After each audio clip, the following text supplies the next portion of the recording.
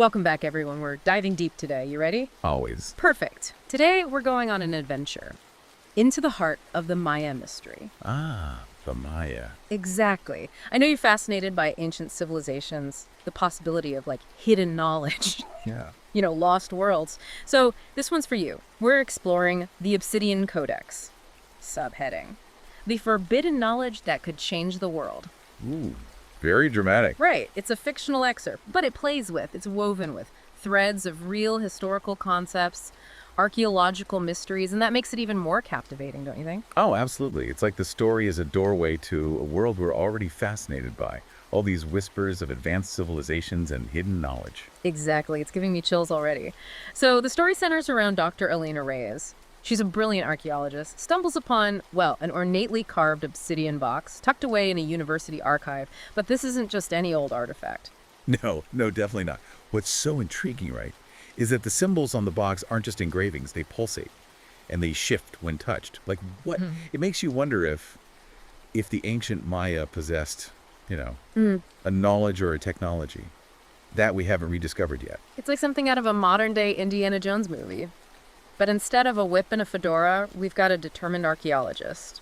And this mysterious box potentially holding the secrets of a lost civilization. Speaking of secrets, Dr. Reyes believes this box could be the legendary Obsidian Codex. And that legend itself, it ties into our fascination with the Maya. Their understanding of astronomy, mathematics, was incredible. So advanced for their time, their complex societal structures.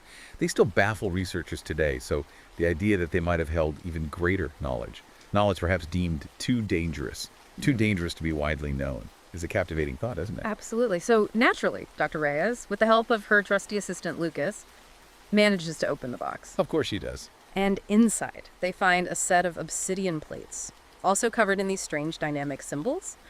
But they soon realize these symbols, they're not random, they're coordinates. It's that classic treasure hunt trope, right? But instead of gold or jewels, they're searching for knowledge. The story taps into that human desire, right? To explore and uncover the unknown. It reminds me of the mystery surrounding the Voynich manuscript. To this day, nobody's been able to decode it. It's strange symbols and illustrations. What if these plates are like a Maya version of the Voynich manuscript, holding secrets that we don't even have the tools to understand yet? Ooh, no, that's a fascinating thought. It makes you wonder, Yeah. what other forms of communication or technology might be out there just waiting to be deciphered?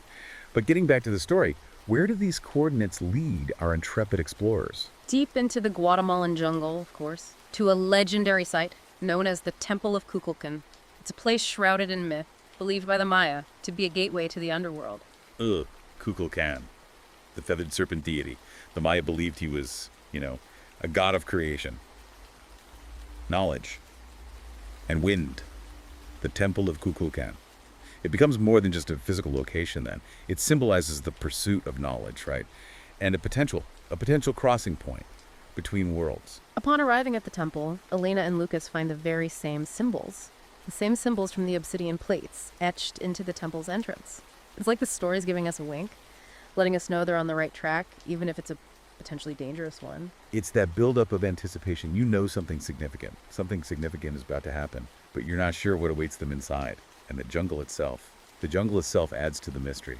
Think of all the real-world archaeological discoveries made in dense jungles, like Angkor Wat in Cambodia, a city swallowed by the jungle for centuries. Elena, with a bit of exploration, triggers a hidden mechanism, and the temple doors, they creak open, revealing this dark and mysterious passage.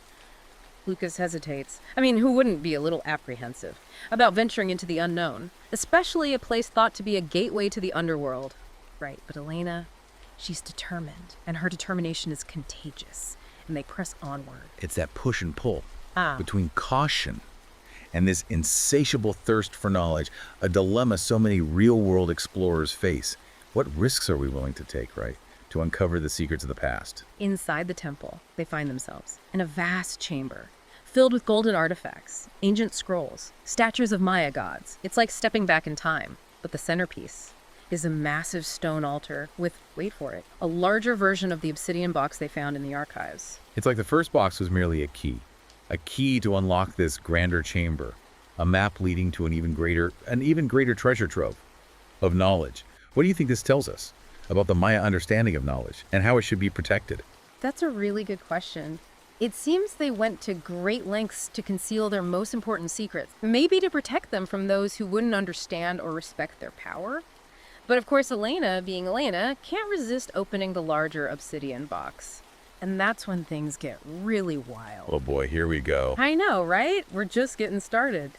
Welcome back to our deep dive into the Obsidian Codex. So last time we left Dr. Reyes and Lucas standing before this massive obsidian box right smack dab in the heart of the Temple of Kukulkan. Right. They've come a long way following these cryptic clues, and I'm on the edge of my seat wondering what happens next. Well, remember how those symbols on the smaller box pulsed with energy? Yeah. When Elena opens this larger box, things get even more intense. Oh, no. The story describes blinding light, shifting walls, even hidden passages appearing as tremors shake the chamber. It's as if the temple itself is reacting to the opening of this ancient artifact. Oh, okay. That's intense. It's not just an archaeological discovery anymore. It's like they've stepped into something, well, almost supernatural. Right. Yeah. It makes you wonder if some knowledge is meant to remain hidden. That's an intriguing question, isn't it? Throughout history, there have been whispers of lost knowledge, powerful artifacts, even entire civilizations hidden from view. What if this story is tapping into that collective fascination with the unknown, with the possibility that there are forces at work beyond our current understanding? Okay, so we've got blinding lights, hidden passages emerging, the ground shaking. It sounds like an Indiana Jones movie on steroids. What do Elena and Lucas do in the face of all this chaos? Well, as the dust settles, they find themselves standing before a massive stone door covered in Novi Gestit. You guessed it, more of those glowing symbols we've been seeing throughout the story. Of course. And this door slowly opens, revealing another blinding light. Okay, I have to ask what's on the other side of this door. Don't leave me hanging. Imagine their astonishment when they discover a vast underground city, bathed in the soft glow of what appears to be a starlit sky, despite being subterranean. Towers reach high into this artificial sky. Streets seem to be paved in gold. It's a vision of splendor and sophistication beyond their wildest dreams. An entire hidden city. Wow, this is next level. You know, the idea of a hidden city isn't entirely outlandish. There are real-world examples of lost civilizations being rediscovered centuries later. Think about the city of Petra, carved into the Jordanian cliffs, or Angkor Wat in Cambodia, swallowed by the jungle. What if the Maya had their own hidden sanctuary? And that's what's so clever about this fictional narrative.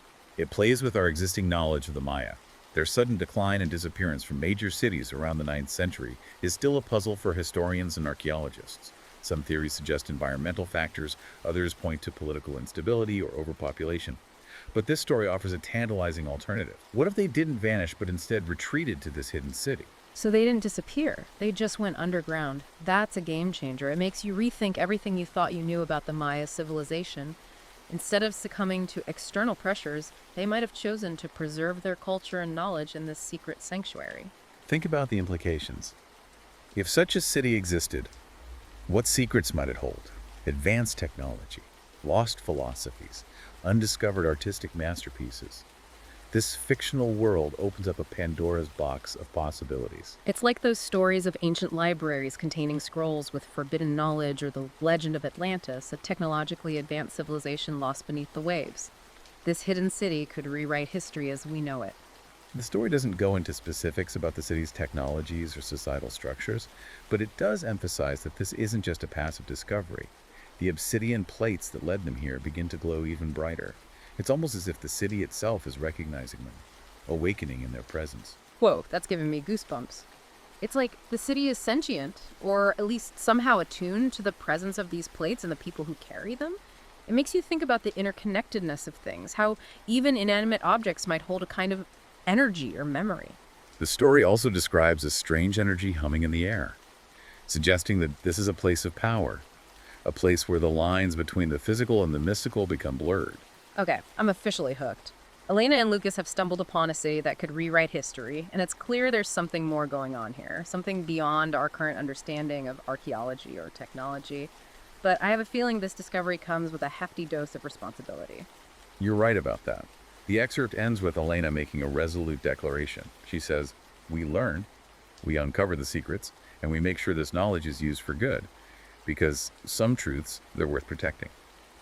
It sets up this sense of responsibility, of understanding that such a discovery isn't just for personal gain or glory. It comes with a weight, an obligation to use it wisely. That's powerful stuff. It makes you think about the ethics of discovery. What happens when we uncover knowledge that could potentially change the world as we know it? Who gets to decide what happens to that knowledge? Who benefits from it? Who gets to control it? Exactly. It's a question that has plagued scientists, explorers, and historians for centuries.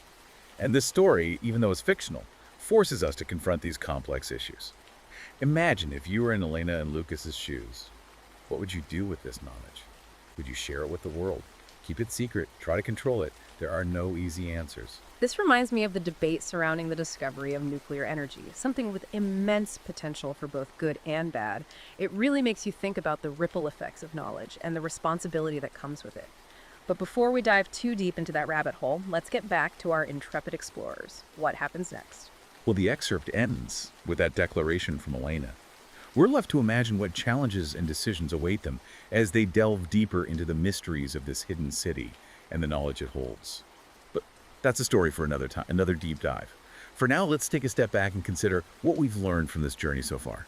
Welcome back to our deep dive into the Obsidian Codex. I'm still I'm still reeling, from the discovery of that hidden city. It's wild, right? It's incredible to think about it, like that entire civilization could exist, like right under our noses, hidden from history for centuries. It really captures the imagination, doesn't it? It makes you wonder, what other secrets our planet is holding? Buried beneath jungles, deserts, even the ocean. There are, countless archaeological sites, right, yet to be explored. Ancient texts waiting to be deciphered. Entire cultures we know very little about. It's exciting, but it's also humbling, to realize how much we still don't know about our own history. Speaking of history, the Maya civilization, it's always been shrouded in mystery. Their sudden decline has led to so many theories and speculations. But the Obsidian Codex offers a really interesting twist, suggesting that they didn't vanish, but instead retreated to this hidden sanctuary to preserve their knowledge and culture. What I find particularly intriguing is how the story weaves together elements of archaeology, mythology, even a touch of science fiction. It's like a blend of Indiana Jones, ancient astronaut theories, and a dash of Jules Verne, right? Yes. There's that sense of adventure and discovery, but also a deeper exploration of what it means, right? To uncover knowledge. Yeah. Knowledge that could potentially change the world. And the way the story presents the Obsidian Codex itself is fascinating. It's not just, a book of ancient wisdom. It's like a key, a map, almost a sentient being, all rolled into one. It's a reminder, isn't it, that knowledge can take many forms, and that some truths are meant to be protected, revealed only to those who are ready to understand and respect their power. Elena's determination, remember, to use this knowledge for good, it raises a lot of questions about responsibility, ethics, and the potential consequences, right, of uncovering secrets that might be better left buried. That's the part that really stayed with me. Like, what do you do when you stumble upon something, right? That could rewrite history, challenge our understanding of the world, or even, disrupt the balance of power. It's a heavy burden. And I think the story does a great job of highlighting that tension between curiosity and responsibility. Think about the real-world examples, right, of knowledge that has had, profound impacts on humanity. The discovery of fire, the invention of the printing press, the development of nuclear energy. Each of these breakthroughs, they've shaped the course of history, for better and for worse, of course. It's a constant reminder that knowledge is a powerful tool, and that its application is just as important as its acquisition. Absolutely. And that's something we often forget, don't we, in our pursuit of answers. In our quest to unravel the mysteries of the universe, the Obsidian Codex. It serves as a cautionary tale, right? Reminding us that sometimes the most important discoveries are not about what we find out there, but about what we discover within ourselves. Well said. It's about our capacity, for understanding, for wisdom, for compassion. It's about recognizing that knowledge without responsibility can be a dangerous thing. And ultimately, it's about remembering that the quest for knowledge is a journey, not a destination. This deep dive has been a real eye-opener, honestly. I started out thinking we were just going on an archaeological adventure, but it's become something much more profound, it's made me think. About the nature of knowledge, right? The responsibility of discovery, and the importance of approaching the unknown with both curiosity and humility. And perhaps that's the greatest lesson. we can take away from this fictional journey right. The quest for knowledge should never be about control or domination, but about understanding, empathy, and a desire to make the world a better place. Beautifully put. And on that note, we'll leave you to ponder the mysteries of the Obsidian Codex and the countless secrets still waiting to be discovered, in our vast and wondrous world. Keep exploring, everyone. Keep questioning. And never stop seeking knowledge. But always remember, the most important discoveries might be the ones we make about ourselves along the way. Thanks for joining us on this deep dive.